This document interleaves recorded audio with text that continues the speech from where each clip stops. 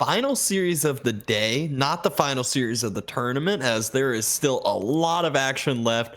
But you can see the Canadian bros slash Blade. But Blade, I think, is just here to be more of a cheerleader versus VES. Providing some support there. Yeah, they used to be Team NA, but it's going to be Wham and Puppy, so it's Team Canada now. Taking a look at these map selections, we got Archipelago in the mix. We got Pigeons Valley in the mix. I don't think we've seen a game on either of those maps so far this tournament. Pigeons Valley, really interesting one. We'll see if that gets chosen. But we are starting off at Kurlager. Saw earlier today, those two rivers that you can put land units on. You can build docks in the middle of them. Did see some Imperial gunpowder ships going up and down the river, wreaking havoc. We'll see what happens in this match. Yeah, you might think that that the Pigeons Valley and Kurlager look similar by the picture, but they are not played similarly at all. I think I saw VES play Pigeons Valley last week, and they tried to pull some little bit of cheese. They did some proxy archery range things, some shenanigans like that. So I'm wondering if it's one of their home maps that they have that as their game plan. That would be so fun to watch. I do hope we get to cast a game on that map. You can see Kurlager, both players on a team spawn in that middle. On Pigeons Valley, both players start on a separate flank, and that middle is open except for those wood lines blocking easy travel. Looks like almost like a jousting field kind of map, to be honest, where you've got more of a 1v1, harder to help your teammate out kind of thing. Yeah, and so Puppy and Wham have HRE and Japan on their side, whereas VES has Byzantine and Delhi. So I feel like this is, again, one of those where we're going to see HRE play a little bit more in the feudal age. We're going to see Japan probably go for the castle, and we're going to see Biz probably try to go for castle, or Delhi plays in feudal age. But only time will tell, because water matters a lot when it comes to Kurlager and what the builds will actually end up being in the play style there. Absolutely. Well, let's jump into game one. I think the game is ready to bring up on the screen here. We got Team Canada versus VES. Right now, we're taking a look at Mahoto's base in the orange as the Byzantines. His teammate pretty close by in the red, Dragavan, as the Delhi. On the other side, it's Wham in the teal as the HRE. He did start with a dock, it looks like, and it is also his brother, Puppy, as Japan in the blue, and he also looks like he started with a dock. So we got double docks on this side, and I believe double docks on the other side as well. Yeah, I see an orange dot in the water there. Let's take a look at... There it is. There's the dock for the Byzantines, and there's the Delhi dock with a deer pushed in. Just showing that little bit of extra APM, that little extra bit of micro. Got to do something for the crowd. Mm-hmm. Absolutely. Dragavan, that interesting change with the Delhi. Now you've got that initial scholar starting at the dock. You don't have to waste the wood on building a mosque, slowing yourself down on water maps. Yeah, and this is where Japan, if everyone goes water, I feel like Japan really has just a huge leg up against everybody. Their ships are so much cheaper, so they can either choose to drop another dock, they can choose to invest into more fishing, or they can choose to age up significantly earlier. The benefit that you get, all the wood that you save on the fishing ships because of their discount just adds up over and over, and it does turn into like, okay, does this turn into another dock? Does this turn into, a more powerful naval unit that I can get on the field faster? Japan's so strong on these hybrid kind of maps where you can access your opponent's water. Yeah, you also have the ability to slowly, gather that stone without actually having to gather stone, which allows you to get arrow slits into your, dock naval arrow slits if you want over, might take you a little bit of time, but can help you defend up if there are any of those, ships coming down that little river. Yeah, something you don't super need to think about. Like you're saying, that passive stone generation, whether it be for naval arrow slits, or something for an outpost, really, really beneficial for the Japanese. So far, though, eco numbers basically even. VES up one, or they were up one a second ago, and then of course, you know, right as I say that, the TCs and the docks produce, and it ties it on up, and then it goes over to the other side. But yeah, we'll call it even in ecos, even in scout numbers, as both players have a scout and both teams have a prelate slash scholar. Yep, and we're starting to see our first feudal age landmarks. Mahodo dropping the hippodrome. Oh, we had a Coca Township. Oh, we are gonna have a Coca yeah. Township. Nice. Akinchapa. Well, this is the first Coca Township we've seen today. Getting those shinobis on the field, trying to disrupt your opponent, shut down those docks. You know, snipe a villager. The shinobi, very, very fun unit to watch. Yeah, and I feel like the Shinobi are a little bit more effective when it comes to the river maps compared to some of like the deep sea maps. And so, you know, you can not only go and disrupt your opponent's dock, you can also just go hit the gold mine, do your little blink on top, onto the other side, all these different things. And they also trade really well into a lot of units that you might not expect them to trade as well into. And certainly hold their own in feudal against, yeah, a lot of feudal military units. They are strong. Their attack is slow, but they pack a punch when they connect. Yep. Tower of Victory, about a quarter of the way, third of the way on up for Dragavan. He is getting those free technologies in already with the mill on his berries. There's Puppy Paw getting up. So we should see, yeah, you do see those two shinobi in production right now from the Coca Township. Prelate running on over to the chapel. That economy just gets so much better for the HRE. And now the fun part of trying to monitor all the crazy stuff going on in the map with shinobis coming out and with the horsemen now on the way from the hippodrome. Things are going to get chaotic very fast here. I mean, you know, Dark Age dock openings a little bit slower to get set up, but once you're into feudal, things get nutty really quick. First horseman coming over to attack a scout. You see a dock getting denied by another scout. Dragavan needing to retreat there. Yeah, and for some players, it's not even that, you know, feudal is really when things start to open up. Some players with water maps, it's like, hey, you're about to be castle already. And that's kind of what we're already seeing this game. Mahodo is about halfway to castle resources. Puppy Paw already about halfway, actually over halfway to castle age resources. So we're just going to wait about a minute and we will see those landmarks starting to be dropped on either side, I bet. Absolutely, yeah. And the first naval units getting across the map here. You can see one of those docks is disabled by Puppy. Wham coming in now with the springled ship to disrupt Dragavan's fishing. Dock right in the center, hard for that springled ship to navigate past it. Another disabled dock on the other side. Mahodo not able to create anything from there. Delhi, their fishing ships have arrows, not doing too much. Able to get their own springled ship out. And looking at the picture-in-picture, we got a shinobi just taking a fishing ship head on. Demo. It's debating what to do. Oh, it's not going to be enough. The fishing boats can go heal the springled ship as well. Exactly what Dragavan does. Good micro there from Dragavan, making Wham waste a demo and forcing the archer ship on back as well. Yeah, really cool to see the fishing ships on one side of the dock and the springle on the other, and saying, okay, what's your choice? What are you going for? And now we can see Shinobi doing a lot of damage to a scout. Another demo coming in. Oh, look at the body blocking. And by body blocking, the ship blocking. Still, demo able to connect. Fishing boat still alive and well. But the springled ship does fall for Dragavan.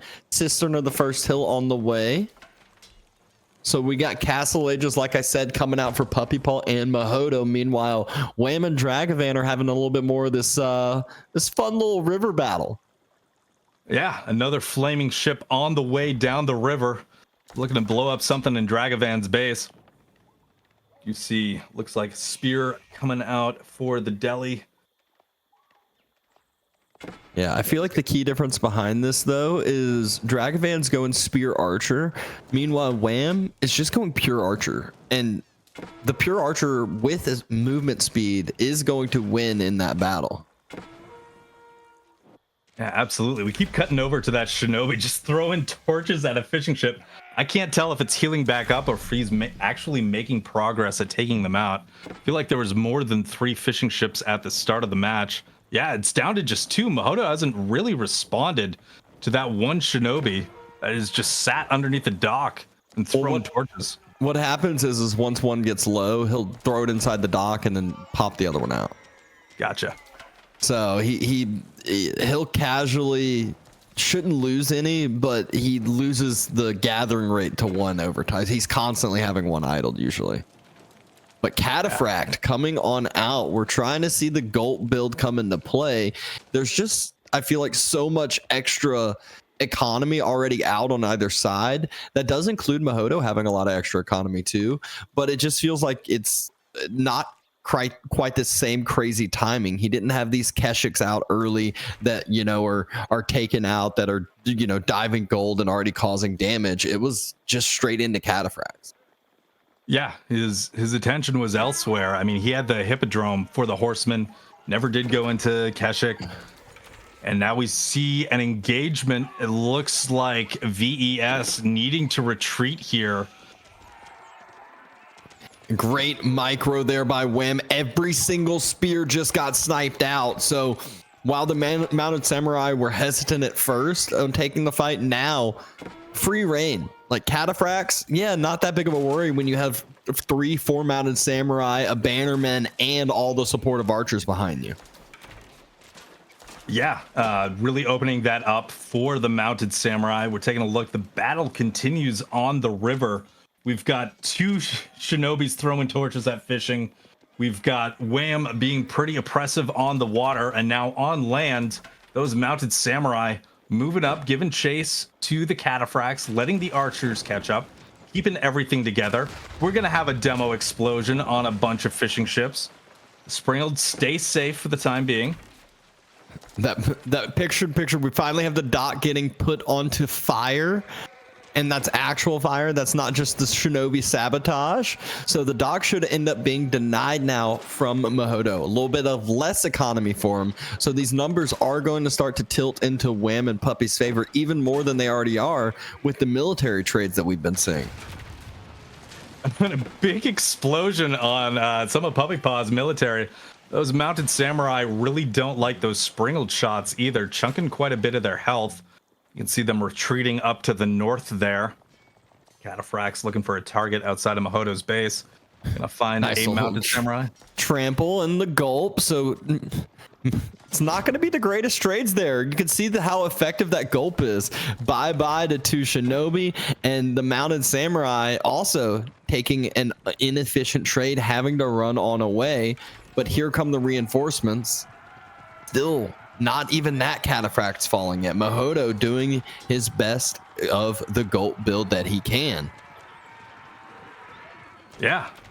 Look at that, surviving there, taking the last bit of damage, couldn't quite get away. Now the pressure coming in. Team Canada moving in on land into Mahodo's base. You can see Wham on the side, being annoying on the river. Mounted Samurai with their torches out on the outpost. Dragavan's units looking to break through and deal some pressure to Wham. They just got a wall in the way. Meanwhile, Wham is really putting pressure on Mahodo. All those Vills running for cover, adding that idle eco. Yeah, Dragovan wanted to go into Wham's base, and I think he just made the call to pull on back, which never feels good. It just usually just means that means your team's the one idling, the other team's the one whose eco now goes untouched. And you can already see where Mahodo has been running a ton of vills all around. Now that Wham's on the backside, it's going to even compound further. There's another ton of vills on the deer right there. This is really dangerous. They're back there, run around the backside of the wood line. A couple reinforcements getting caught before they can join up, but there's a good amount of mounted samurai in the mix. You can see those mounted samurai circling the wood lines, not finding anything quite yet. Seems like Dragovan's got his production just rallying forward, though. And here's going to be the key difference. While both players, they've kind of had these different match. Two people went fast castle, two people stayed feudal, made a lot of military. Now Wham's going to be the one to jump up to castle, and he's also going to play with this timing. They get upgrades, then they can take the fight. All of a sudden, his archers trade so much better into just moving in general, whether it's the cataphracts, whether it's the spears, whether it's the keshiks. Veterancy providing a huge upgrade once he gets that. Dragovan and Mahodo chasing away the Canadian brothers. Those spears, though, getting picked off every time they try to get close. We got a trample through. Though. Followed up by the gulp. The mounted samurai, though, they're moving, and there's so many mounted samurai here. There just aren't enough cataphracts. You can see Mahodo just decided to turn and run, but the archer numbers, they did get thinned out quite a bit. But Team VES tucked their tail, and they're headed for the hills. They're running back on home, and that's as Wham's aging up. Yeah, it seemed a little painful, that trample. Those cataphracts moved right to the center of everything. Sure, they did a lot of damage, but they certainly sustained quite a bit of casualties as well. Castle age for Wham. There's the mounted samurais trying to engage. Spearmen there as well. Cataphracts trying to hold, trying to be that wall, but those numbers are thinning out. Gulps coming in. Mounted samurais now able to get in onto the archers. And VES losing a lot of military here. Yeah, and this is where I laugh at the overlay where, like, you see the numbers, you're like, oh, it seems close. It's like, nah. There's 5 cataphracts. There's 23 mounted samurai. The numbers on VES's side are in archers. There's even a lot of military in a few of the ships, just because they count for a lot of population space. And so here we go with the mounted samurai getting to just run into the base and just move, and Dragovan throws in the towel, followed up by Mahodo. Canadian bros take game number 1. Yeah, there was just nothing left. Those mounted samurai cleared everything out, marching right into the main base, and there was just really no resistance. Dragovan and Mahodo knew that was it for them on game 1. We'll get set up on game 2 in just a second, but really interesting game 1 here. Love the Shinobi play. Love that we got to see some craziness with the water as well. Some demos hitting some land units. I always like when there's, some crossover with naval and army units. Yeah, that was one of those maps that, like, I laugh. We talked about feudal age, with water coming in a little bit late, and then all of a sudden you blink and 2 people are castle age, and then everything's just happening all over the map. You're having all the docks attempting to be burnt. You're having fights on, the river. You're having fights with the shinobi everywhere, and just slowly the Canadian bros are able to just eke out that victory, eke out that lead. Yeah, absolutely. So well played by the Canadian bros. We are going to reset, get into game 2. Archipelago. Let's do it. And look at Team Canada. We're going to have Mongol and Order of the Dragon versus a Ubid and HRE in game number 2. And like you said, it's Archipelago. So we got some islands. We got some water. This map has developed a lot from what it used to be. Yeah, as far as I know, this is more of a rebalanced map. I think this is EGC-Archipelago with some changes made to make it more of a competitive map and not just a crazy meme map. But we're going to see the most naval combat out of any match today here on Archipelago. It is going to be boats forever. Yeah, this is the first time we've seen this map get picked today of the series we've casted. Speaking of series we've casted, let's check in on some of the ones we haven't casted. Maybe some of the series that we're in the midst got completed over here. So we'll swap on over and give y'all some updates on the brackets here. And we're taking a look at Group 1. We did see Chimps 3-0ing Pro Quitter earlier today. Not on the cast, but on this screen. RCN going 3-0 over Meow Police. So we'll come back tomorrow, take a look at the winners and elimination rounds then to see who moves on. Oh, we got a little update in the under bracket. Devils up 2-1 against E-Gear. So E-Gear able to take a game off of Devils here, and I guess they'll be going into their fourth game as we speak. We just casted Canada going up 1-0 against VES. Exciting stuff. Yeah. So that is going to be a series has been split. We'll take a look at Group 3. Group C, we casted these games earlier today. We saw KQP series prior to this against the Banter Boys go 3-0. Opened the day watching Elephant take on Magyar Marauders and go 3-1 in that.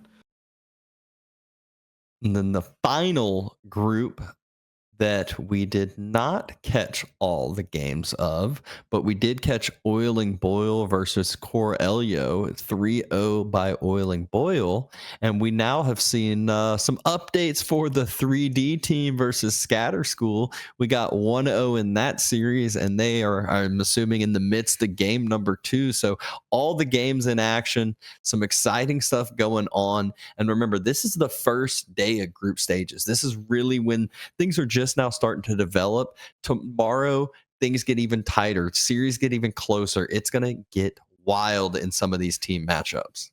Absolutely. And best 2 teams from every group will move on to the playoffs taking place next weekend.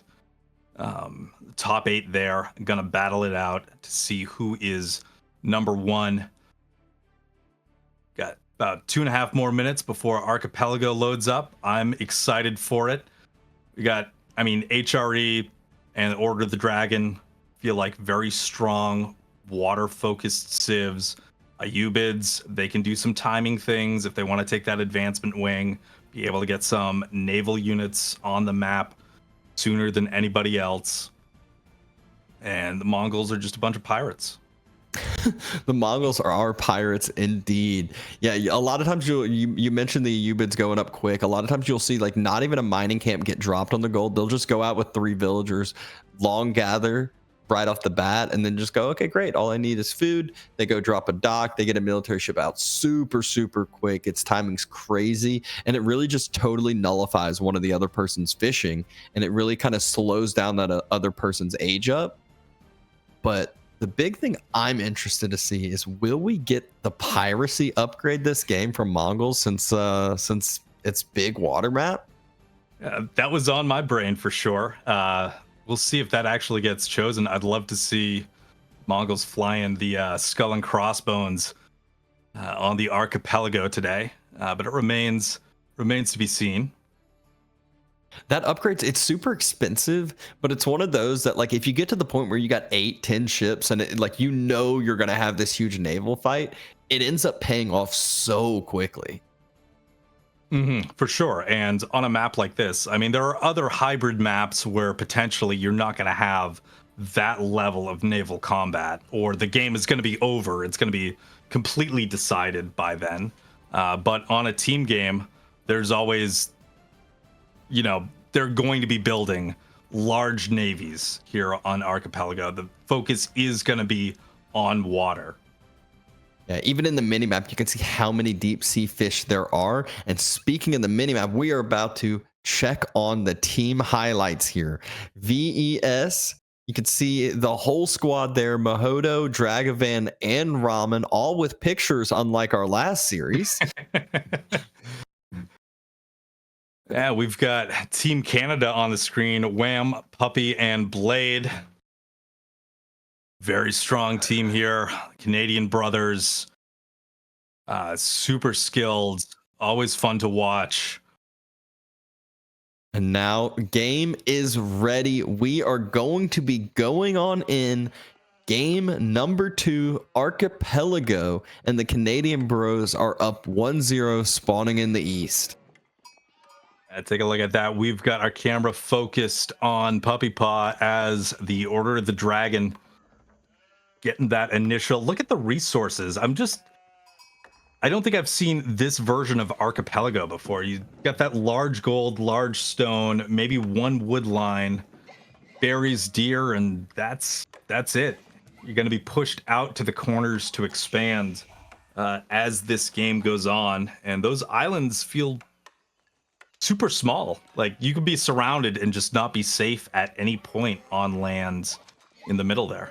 Yeah, it's usually you can, have enough room to gather your gold safely and the your wood line for a bit safely, and then once you start getting deeper in it gets real scary.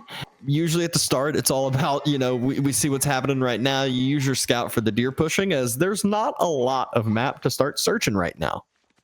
Yeah, scouts not really going anywhere. Stuck on the water on the island for now, in the middle of all of that water.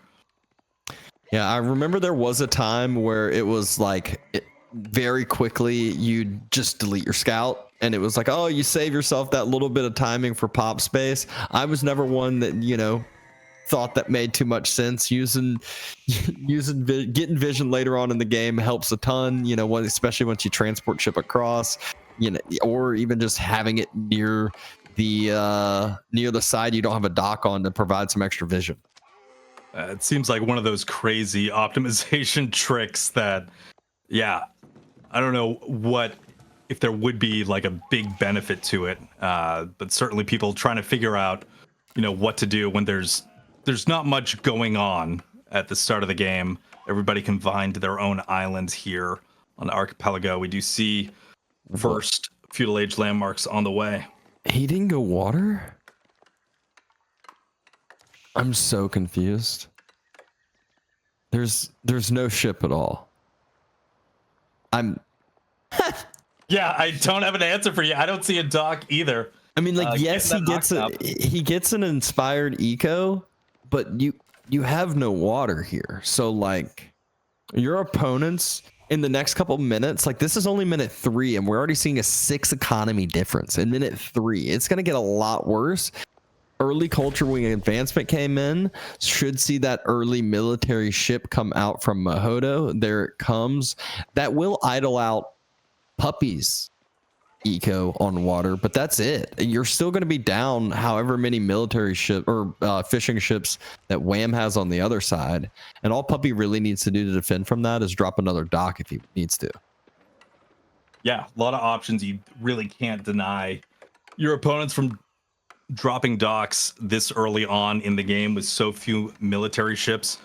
Dragavan looking to rush up there. I think he's dropping a dock now. I think I see a red dot on the edge of that island. Mm-hmm. So he's going for the delayed dock, just focused into military, going to get that pressure on the Canadian Brothers team before they have a chance to respond. But Puppy is already like a quarter of the way up with his Aachen. Yeah, and the problem with this build from Mahodo is you have no vision. You don't know where your opponent's docks are. You don't know where the fishing boats are. So this timing that seems great isn't a great timing. Yeah. No, you see that sprinkled ship being like, no, not here, not here, not over here.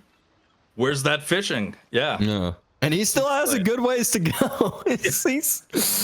And by the time he gets there, Puppy is literally up. He's basically up. Puppy can garrison 3 of the fishing boats. He's already building a dock on the southwestern side. So garrison 3, the other 2 go, and he can garrison the other 2 in the other one. He's safe, secure, and good to go. That boat did absolutely nothing. Yeah.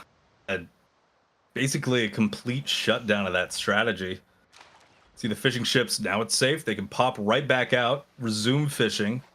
And Dragavan and Mahodo now down 11 eco units.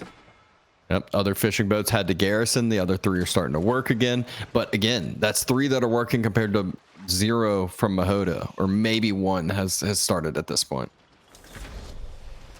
We do see sprinkled ships, demo ships coming out of those docks from the Canadian brothers. So there'll be some sort of defense here very soon. Yeah, and the fishing boats have a use. They're like, while he may be down a military ship here, the galley's not going to be able to do anything. It can't turn and actually attack, and the fishing boats can just heal up the sprinkled versus sprinkled war, and then it's a win for Puppy Paw on a defensive nature. Dragavan does have a military ship out on the other side. We can see the picture-in-picture, but Wham not overreacting, just waiting for a few shots on each fishing boat, jumping into the dock and waiting for the heal up.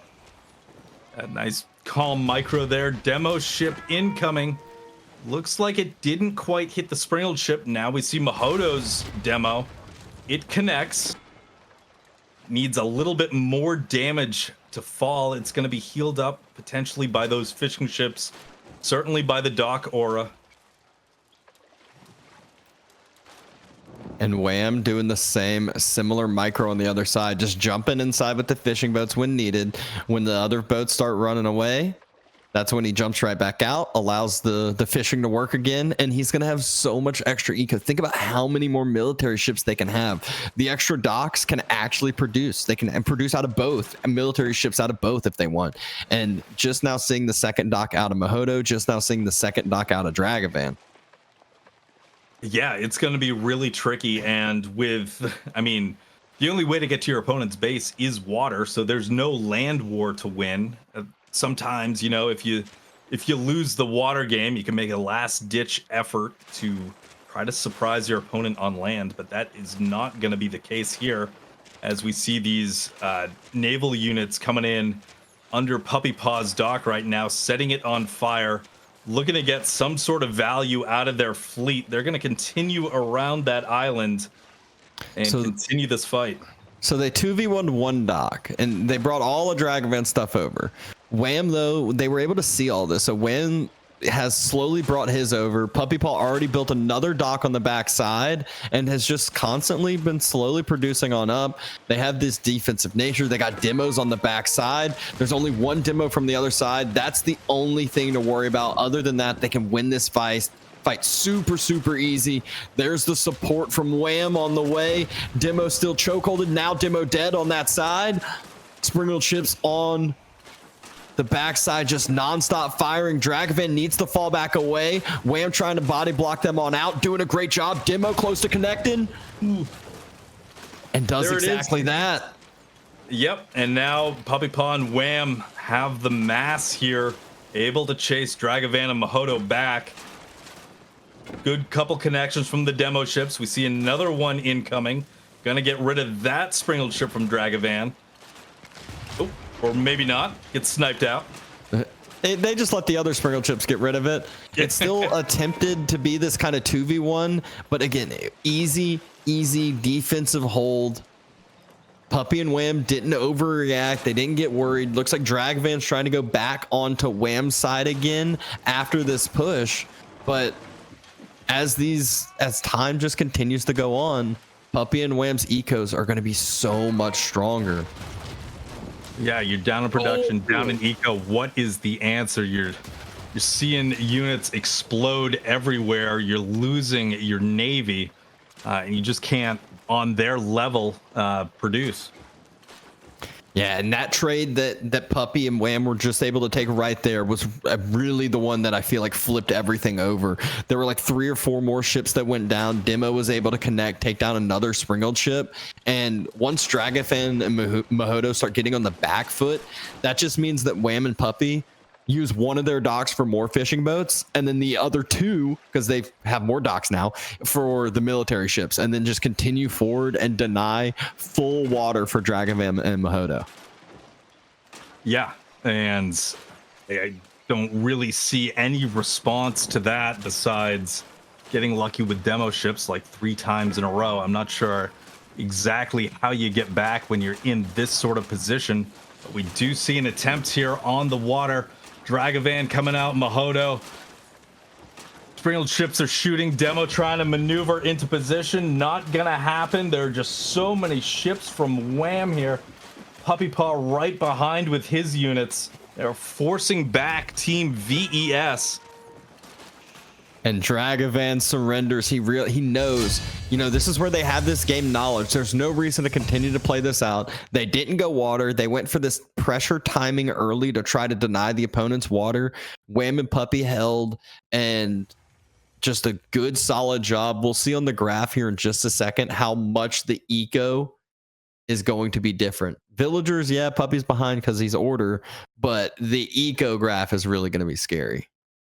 Yeah, take a look at that Wham, just way out in front. And the timing attack was a little cute, but Wham and Puppy played it perfectly. I mean, by the time Mahoto's first Springled ship was over to the Canadian Brothers base, I mean, they were just basically up to feudal anyway. Just rotate those fishing ships in and out, don't lose anything. Get your own navy started, get another dock, start your production. You're going to have more resources coming in. Take the game from there. I mean, that's just one of those. I feel like at the high elo, you learn. If you don't go water, you lose. You have to go water. So if you're not comfortable on water, you better start practicing it more, or you better come up with some cheese strategy timing build that basically, like we said, it's like, oh, you either win it or you don't. It's over quick, because there's no reason to play this extended game. Because if you don't, water's a lot about your early build orders, but it is also a lot about just your macro and your kind of overall, just similar to the landmass, just knowing what fights to take and where to attack. Yeah, being able to scout out how those ships are situated. Big micro test. Can you get those demos into position? Can you use your galleys to protect against enemy demos? It's difficult. I know why a lot of people don't particularly enjoy playing water maps, because there's so much going on, the water game on top of the land game. But we're going right back to dry ground for round 3 here, going to Gorge.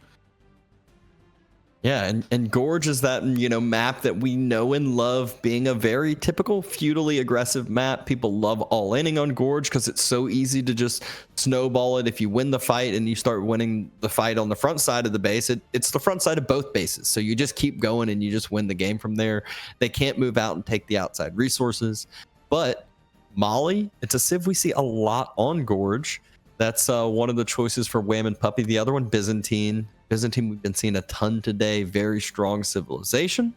And on the other side, we can see the English and ABBA pick. Yeah, that's interesting. I know we had an English and ABBA game earlier on today. Haven't seen Abbasid too much during this tournament.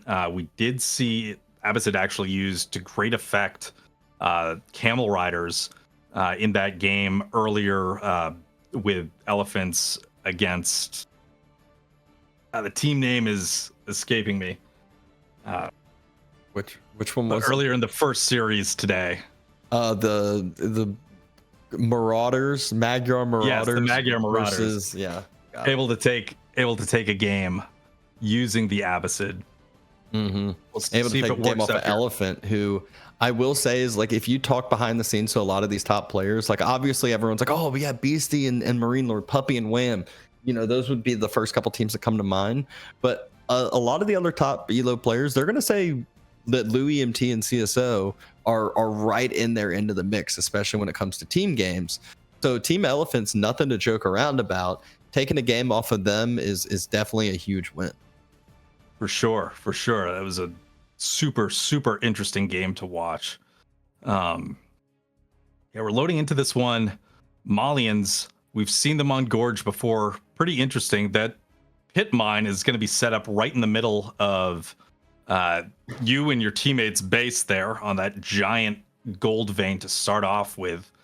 Other gold mines off to the flanks, but more of just getting your boom set up potentially if you're going to go into that cow boom in the back. Yeah, I know one of the big things is to watch where that first mining camp goes to the teammate. You don't want to drop it in the middle, or else you take a house spot away from your molly and your teammate's going to be quite annoyed at you. So I just laugh. I was in Discord. I think it was Balltoon and Sass playing, and it was like mining camp. mining camp. All right, we got it. Like, You'll have your what is it, 5 gold per second? Yeah, we'll get or 5 gold per minute, whatever. We'll move that over. Let you build a house in that spot. Exactly, but this is one where a gorge, a classic map to be the game decider here. See if VES can take a game off of Team Canada, see if we will continue this series, or see if we will see that clean 3-0. You know, it's the first day of group stages. It's not the, you know, elimination stage yet. There'll still be another day for all these people, so wouldn't be too surprised to, you know, see the way that some of these series are going. Yeah, for sure. I'm sure tomorrow we'll have a few more closer series, especially with eliminations finally being on the line to decide who of which 2 teams from each group will move on to the playoffs coming at you next weekend. Yeah, that's when the nerves come on in. Your hands start getting a little bit sweatier before the game. You know, you start getting a little bit more nervous, a little bit of uneasy feeling in the stomach. It's not easy to play some of these big tournaments when you haven't had a lot of experience doing so. And I know a lot of these names might not have had a lot of experience in the high elo tourneys, especially in the far brackets. But enough of that. We're jumping into game number 3. Here we are on Gorge, opening up, taking a look at Mahodo in the front as Abbasid in the orange. He's got Dragavan as the English behind him in the red here. On the other side, it is Puppy Paw in the teal as Byzantines, and behind him, Wham in the color blue as Molly. And Molly being on the backside is really nice. I feel like you get a little bit of extra space. Maybe, you know, gives you a little bit extra room for your cow boom. Mining camp is over to the side, just to call that one out, so you're all good to go. And Mahodo, obviously Abba, they love going 2TC. Well, he has a very forward stone on the other side. It's like basically dead center mid map. It's like almost, it feels like it's almost close to the Puppy's base. Like, not really, but like that is a far out stone. And then also, a lot of times, you don't want to drop your second TC forward. You want it to be back and safe. So it's going to be a lot of walking time back and forth. Yeah, talking about that stone spawn, I don't think you could get even more out front like that. See the stone for the Canadian brothers, both off to the side there. Honestly, knowing Mahodo, they might just go for like some like military school timing all in. Like I feel like they might just go for some little cheese build, try to go with this timing attack. And on Gorge, it's a map that kind of stuff can pay off that much more on a map like this. For sure, yeah, those bases fairly close to each other, all things considered, and especially, you know, if you're not favored going into the series, you're going against like 2 of the best guys in the world. Maybe you do think about having some cheese in your back pocket to pull out and try to catch your opponents off guard. Try to take a game off of them, if at all possible. Abbey of the Kings is the choice from Dragavan, though. So no longbows to start out, which would have been my expectation if you're going for this all-in strat. But instead, we'll have a nice king coming out. Military wing units will be popping out in the near future. Meanwhile, on the other side, we got the Hippodrome. We have a nice fully housed initial Goldbane. That is one that's why you can see Wham's age up a little bit later. He's got a lot of gold in the bank though, and it's just one that he's going to have a lot more gold income over time, passive gold income. Yeah, able to get that surround on there. Very nice. Get that income going. Military wing. I feel like Gorge may be the only map where this really makes sense to me in a team setting. Because to me, the military wing, you get those early units, map size is maybe a little bit smaller on 1v1. You can start that initial pressure with that timing. It seems like most 2v2 maps are just too big to get too much use out of the military wing. Although it does give you boot camp eventually. Going to give you better, more healthier units for later feudal fights. Yeah, I mean, you are the front, so maybe he's worried about where, you know, I honestly, I feel like it's just still because it's the cheese. I was gonna say it's like, oh look, you're scared of where you put the second TC. You know, that's what a lot of times it is in ones. There's certain matchup where you're forced to go military wing instead of eco wing for that exact reason. But I think in this one, it's just he wants a little bit of extra oomph right off the bat. He can drop a barracks, he can drop a range, get the spear upgrade, and then, you know, start building rams if he wants early, or just keep it going. And I mean, Ooh, did we not call the cheese? We called the cheese. Look at that. That is some rank, smelly cheese right there. Look at that proxy range coming up, hiding behind the wood lines, looking down into the valley on the base of Puppy and Wham. You have those military units coming out of the military wing. House of Wisdom gonna start making their way over.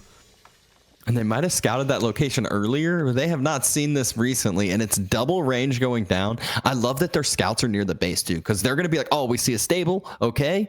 We don't see a range out of English. All we see is the Abbey. That's all we see. There's no range on this side. You know, it's like, all right, Puppy, go look at the other side. And it's like, all right, we've seen all of English's base. There's no ranges. And we already see longbows in production. Look at that. Military units able to actually get there, start disrupting Puppy, moving some vills off of the wood line.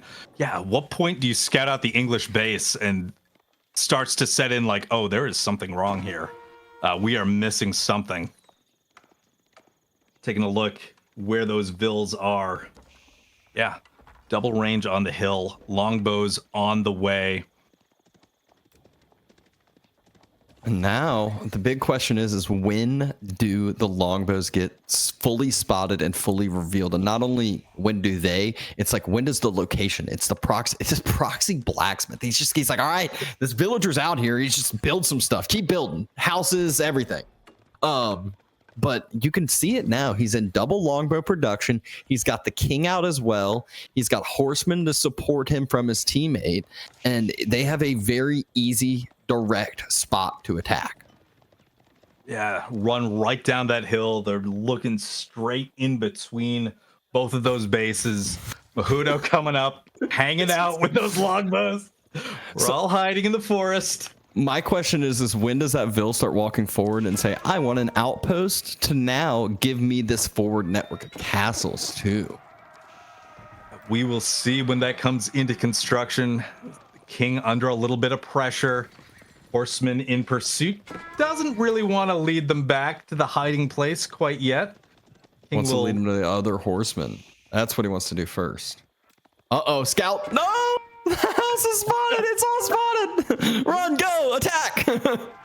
All right, it's on now. The cheese has been revealed. And it's like, fortunately, they were already going javelin throwers. They were already going horseman Keshik. There aren't a lot of spears out, and spears are actually a great unit into all this. It might not sound great against javelins, but javelins have a lot of overkill. So spears are just that great unit to spam a lot of.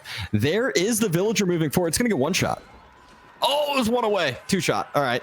Yeah. Villager. Tower gets denied. No more proxy buildings until another villager starts making the long trek forward. But there will be a lot of units making the short trek. Yeah, they're spilling down the hill now, coming out of the range, coming out of the production buildings. You can see Mahoda trying to put some pressure on somewhere. No opportunities to engage quite yet. Mahoda's got a ram in production. So under construction right now. Abbasid doesn't need to research siege engineering. Able to drop that down sooner than other civs. Gold starting to be denied. Maybe even the houses. So yeah, gold idled on out. Javs though, this is one where the Jav number is so small that the longbows are actually going to trade fine into the Javs. Mahodo and Dragofan, they need to pressure with this timing because Wham and Puppy are definitely on their heels a little bit. If they can somehow get a unit around to maybe deny a little bit of that deer gathering from Wham, idle out some more of that food eco, and then just keep this up. Allow the Rams to go on in because they need to pressure this timing. If you allow a little bit longer to go down, the Jav number becomes too. And look at that. That's what I was saying. The Picking them longbow's off, just yeah, they're two-shotting the Javs, almost one-shotting them, and that just means that the Javs aren't taking efficient trades, even though they're the counter unit. However, look at the Horseman number with Triumph. There are no spears here right now. I think they're building the Rams. Where are the spears? Spears aren't here. I have no idea where they're at. This is looking pretty bad for VES now. Oh, all those units super exposed. Finally, the 2 spears coming down the hill way late. Ah, those Byzantine horsemen just did a number on that entire army. Longbows eaten up. And it was a valiant cheese, but I don't know how much further it's going to go at this point. Yeah, I mean, yeah. Once a cheese like this fails, there's usually nothing you can do, because not only do you lose your army mass, you lose all the resources that you put into all those production buildings. You no longer can produce out of those ranges. The houses should end up getting burnt down. The blacksmith will no longer be there in a couple minutes, or shouldn't be there in a couple minutes. It means you need to drop another one for the later stages of the game. And so that's another, we'll call it 700 resources down the drain. Yeah, things looking pretty grim at this point, as the military is just getting cleaned up for VES. Jav throwers coming in to sit on the English ranges. You've got those Byzantine units just picking off units as they come out. Yeah. Keshik's healing up, Horseman healing up. Look at the army numbers now for Wham and Puppy. The eco might be dead even, but it is 29-6 after that failed all in. Yep, very, very dire here. Keshik's able to take down the knight on the retreat. Now they're turning around, engaging into those horsemen, letting the Jav throwers catch up, deal some damage. Shoop. Once you start that animation, you're good to go. Villagers having to force drop off and run on away. That front wood line is no longer safe. Wham finally moving out to another gold vein, and I love this. Both the gold veins that he's on for the pit mines are the massive 8k gold veins, that much more effective. Yeah, that's true. It's huge, and they can get more gold per minute. A second TC this late? This is bad. Oh no. Oh no. Game over. Sorry. 3-0. Not that this wasn't already over. Villagers are getting pulled. They're pulling the shivs from Orange Mahodo. He says, I'll come help you. Don't worry. Oh no. We don't have any military, but this has got to get up. Not enough to fully garrison. All right. So how long now does it take for that second TC to pay off? And just equalize the vill count number. He's down 10 villagers now, so that's like 3.5 extra minutes of TC timing at least. Yeah, I mean they're just getting their time in on this series for sure. Oh, that feels so bad. And now Puppy just has that unit mass with the Triumph that he can keep diving. He can burn all these buildings like we talked about. I don't know why longbows are still being produced out of there, because that's just, again, more wasted resources now. And I'm not sure how much longer this will go, but there's always a way, if we have seen a tree fall on Puppy and Wham's internet before. I was going to say, yeah, act of God is the way that they come back into this one. We did see it. We've seen disconnects in this tournament, but I think I don't think there's anything logical left that's happening right now. Javelins pushing away the horseman unit. I just realized that Dragavan has 0 military units out at all. I was like, oh, let me see what's up at the top. There was nothing in queue even. I was like, oh, there's literally nothing out for Dragavan. He has 36 villagers. He did build a stables back there, so he's going to start trying to pump some horsemen out. Yeah, he can try. Is able to secure some deer for the moment. Wham on the way to castle with the corral. And he's going to have full cow boom behind this too. So it's not just the small Vill lead that we see. It's also that Molly is full cow boom now, has fully online pit mines, has probably, well, can just drop a bunch of production depending on what he wants to go. I'd love to just see a sofa swap now at this point.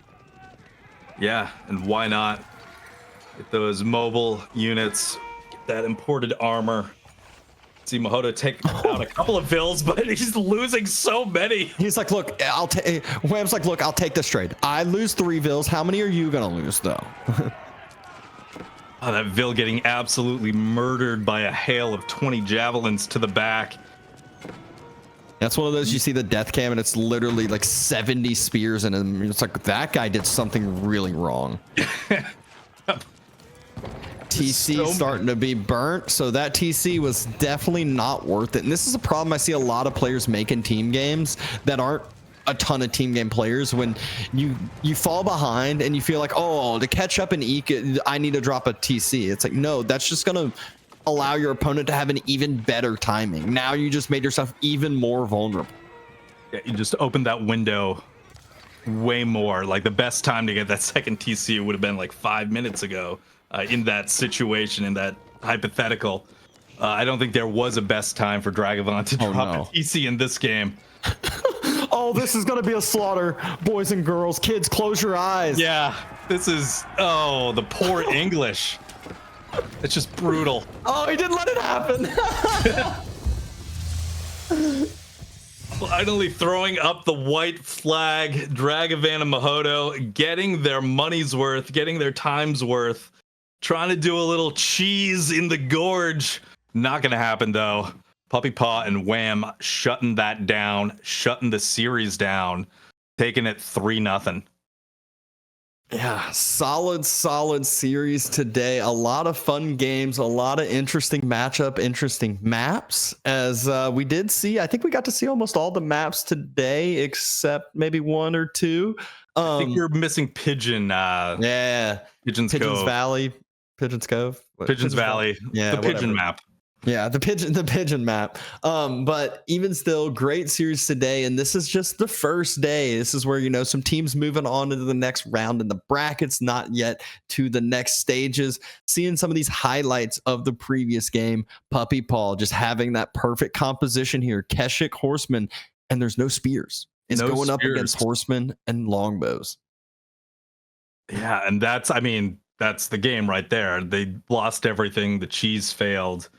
It was just a matter of time from this moment on. Really fun though to see the attempt, to see those ranges on the hill, them getting set up, not getting scouted out for a while, able to mass up some units. Oh, and this is just the absolute slaughter here. Puppy again, just ugh. I mean, this was basically what the end was going to be. Villagers from Mahodo trying to pull out the shifts to help. They're like, we'll help you get the TC up, you know, and it's not worth it. Look at all the dead vills.